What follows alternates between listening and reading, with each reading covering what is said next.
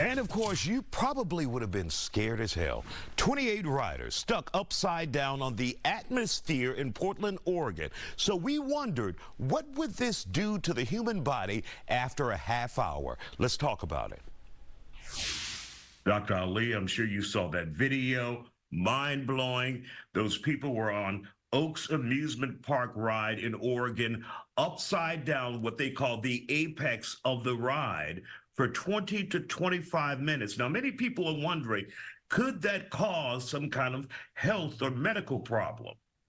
Yeah, Isaiah, very scary video indeed, and I'm just so thankful that they were rescued, and from my understanding that they are all doing well. Isaiah, so what happens is that this being upside down for an extended period of time can essentially raise your blood pressure. And what happens is that all the blood that's all over your body is now going and rushing to your head. Wow. That can potentially, Isaiah, that can cause lots of other complications and issues, right? When you have elevated pressure in your blood, that in your brain, what that can do is potentially cause a bleed in your brain. It can cause increased pressure behind your eyes, and so headaches.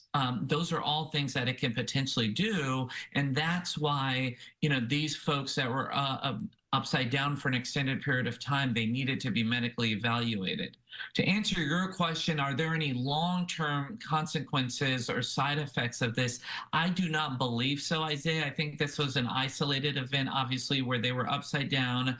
They are medically being treated right now, and I think once they're back to baseline, and I don't think that they're going to have any long-term ramifications of being upside down for the 20-30 minutes. Now, when we look at the aspect, Dr. Ali, of scaring the hell out of somebody, it could leave you with PTSD and not willing to get on an amusement ride again like that and just scare you to death.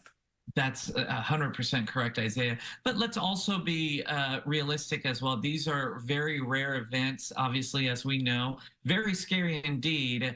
However, they are very rare, and these amusement parks are regulated. They're watched after these, but rides do have regulatory things that they have to go through. Mm-hmm. However, that does not negate the fact that this was a very scary situation. Thankfully, all the folks that were on that ride are okay, from my understanding. The other thing I do want to mention, Isaiah, is that there is something that's called an inversion table, and folks have brought that to my attention from a pain management standpoint, because the understanding is that when you invert yourself and you're upside down, that helps open up some of the spaces in your vertebral bodies or in your spine, which potentially can help decrease some of the pressure that's in your spine with gravity being eliminated and being upside down. However, there are, and I urge folks to talk to their physicians before they do that, before they get to that point, because what you want to be cautious of is making sure that you don't have other comorbidities like high blood pressure, glaucoma, other medical problems that could potentially be detrimental if you are using the inversion table to help you with your pain. Absolutely. And obviously, we're all glad that they're okay. From your perspective, no long-term problems. But imagine being suspended in the air hundreds of feet, and here they're saying the park is now closed.